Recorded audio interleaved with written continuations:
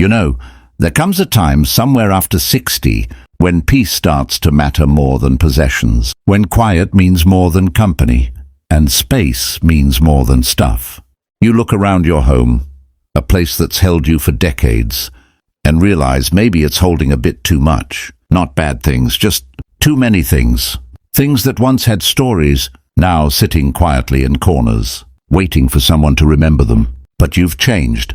Your needs, your rhythm, your sense of what matters, it's all different now. So today let's talk about what no longer belongs in your home if you truly crave calm after 60. Not in a rush, not with guilt, but with gentleness and honesty, the kind that comes only with age and wisdom. Let's start with the one phrase that fills every drawer in America, just in case. That extra set of dishes, the fifth blanket, the cords, remotes, and chargers you swore might come in handy someday. But here's the truth. Someday rarely comes. After 60, life simplifies. You already know what you use, what you love, and what you don't touch anymore. Every object that doesn't serve you now steals a little piece from your days. So begin here. One drawer, one box, one shelf. Touch each thing. Ask, do I use this? Do I love this? Does this make my life easier or heavier? If it feels heavy, let it go. Here are things that must not be in your home. Duplicates and forgotten things. You probably have them. 2 can openers, 5 spatulas, a dozen coffee mugs. Because once upon a time we needed plenty. Families came over, holidays were loud, houses were full. But now, maybe it's just you and someone you love. And you realize you don't need 12 of anything to feel rich. You just need enough to live comfortably and breathe easily. 2. The paper pile that never ends. Paper is sneaky. It hides in drawers, stacks, files, boxes. Bills you've paid, manuals for things long gone, letters you meant to answer years ago. Each piece whispers, deal with me later. But later becomes years, and the stack becomes stress. So here's what to do. Keep what's necessary. Tax records, medical documents, important family papers. Everything else, you can let it go. Shred it, scan it, or recycle it. Because when the paper leaves, so does the weight on your mind. The clothes that no longer belong to you. This one's personal, isn't it? The closet, the museum of our past selves. There's that dress you wore to your daughter's wedding. The jeans you swore you'd fit into again. The jacket that's a little too tight, but too full of memories to toss. After 60, the closet tells stories we no longer live. And that's okay. You don't need to dress for the past anymore. Keep what fits the life you have now. Soft fabrics, easy comfort, colors that lift your spirit. Everything else, thank it for the time it served you and let it go. Because the person you are now deserves space to breathe. The silent clutter gifts you. Keep out of guilt. We all have them. Gifts from loved ones that never fit your taste but felt too kind to part with. Maybe a figurine from a grandchild, a sweater from a friend, a vase from someone you no longer see. Tifanus, here's something I want you to hear. You are allowed to let go of things that came from love. Because the love isn't in the object, it's in the memory of the moment. Letting go of the thing doesn't mean letting go of the person. It means freeing your home from emotional obligation. Let me tell you about my friend Evelyn. She was 72, a retired teacher, a widow for nearly a decade. Her home was beautiful, every corner filled with warmth and stories. But one afternoon as we sat sipping tea, she said softly, "You know, I think my house is too loud." I didn't understand at first. She smiled and said, "It's not noise, it's memories, too many of them shouting at once." That evening she started small with just one drawer and one box. Each item she picked up, she'd whisper, "Thank you," and let it go. Months later she invited me back. Same house, but it felt different, lighter. The air even smelled cleaner. She said, "I can finally hear myself think again." That's what decluttering really is after 60. It's not about cleaning. It's about coming home to yourself. The fifth, photos and keepsakes.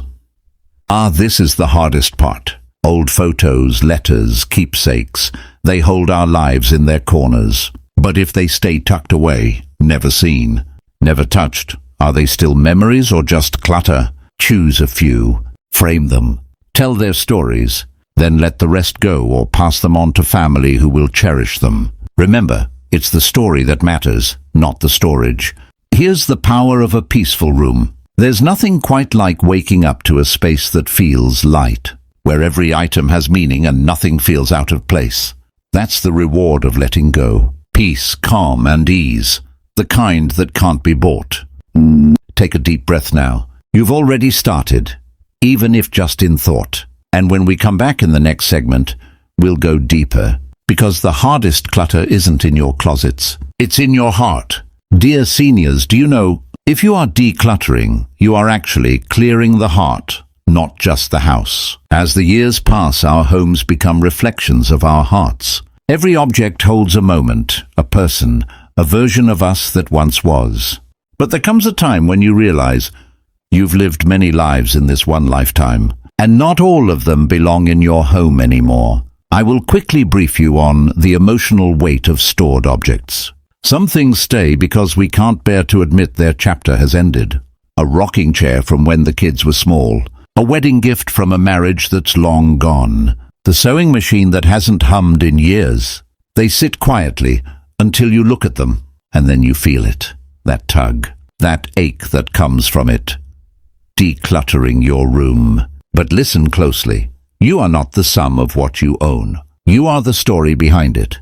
Letting go doesn't erase the story. It simply lets the next one begin. Some seniors have the myth of one day. We all keep things for one day. One day I'll fix it. One day I'll use it. One day I'll need it. But those one days add up to rooms that never breathe. After 60, life becomes simpler and richer when you stop waiting for one day and start living this day. So let the project pieces go. Donate the equipment you never touch. Gift the craft supplies to someone still creating.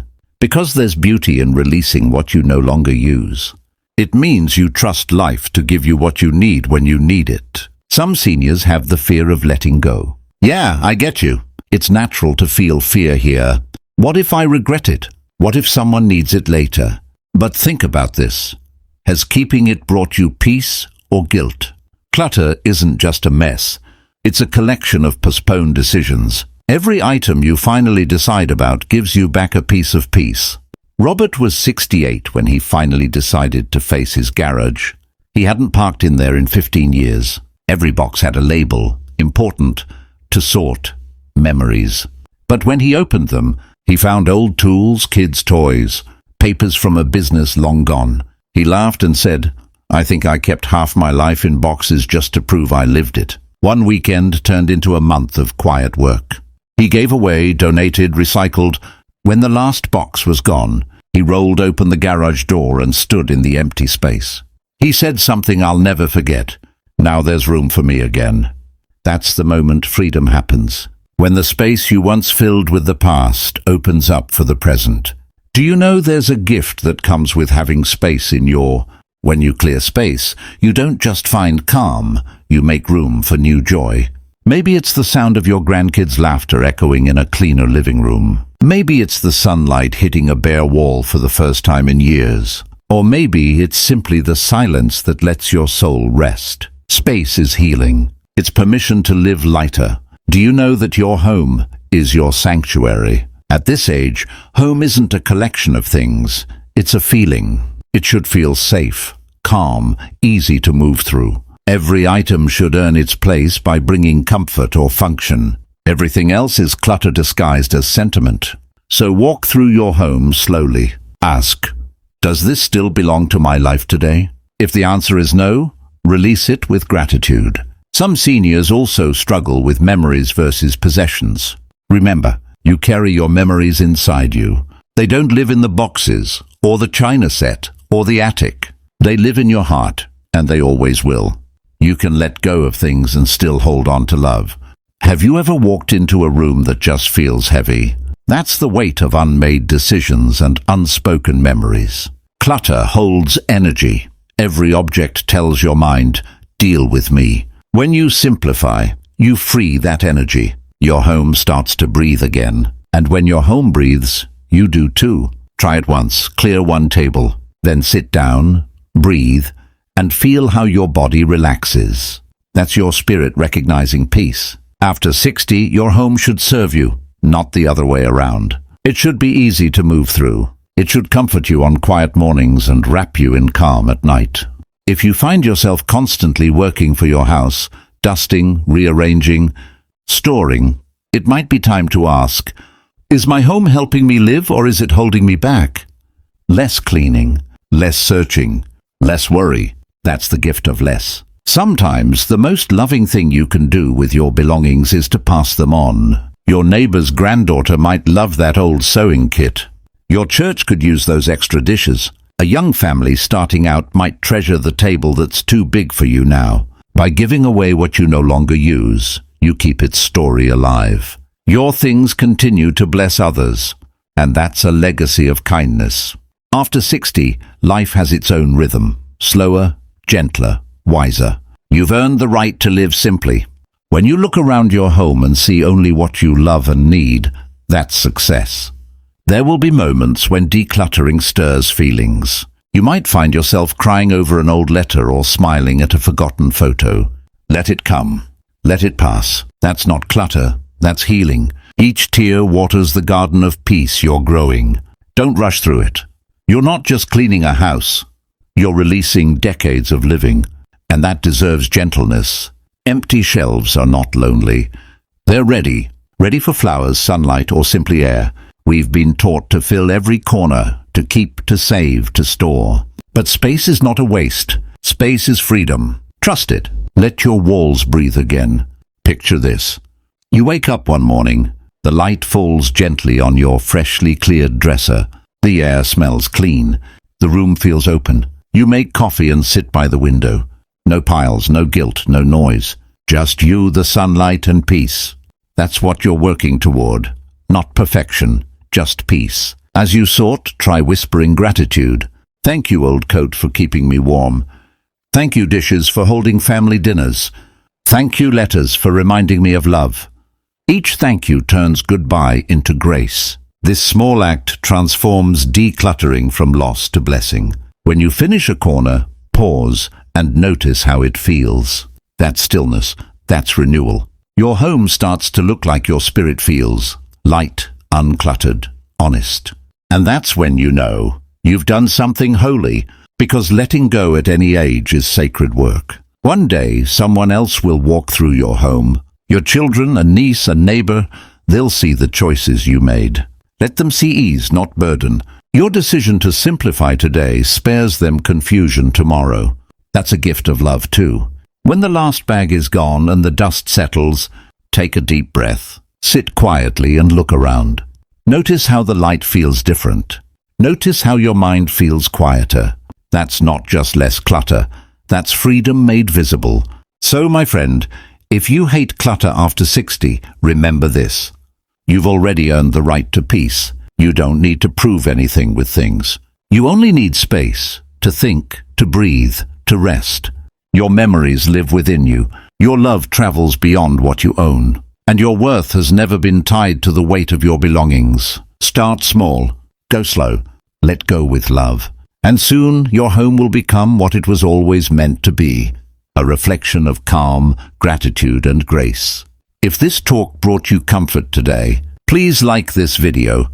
It helps more seniors find their way to calm. And subscribe to join our gentle community, a place where we learn, grow, and breathe together. Now I'd love to hear from you. What's one thing, big or small, that you're ready to release, so your home can feel lighter? Share your story below. And as you go about your day, may your rooms be bright, your heart be light, and your spirit be free. You deserve peace. You deserve ease, and you deserve a home that loves you back.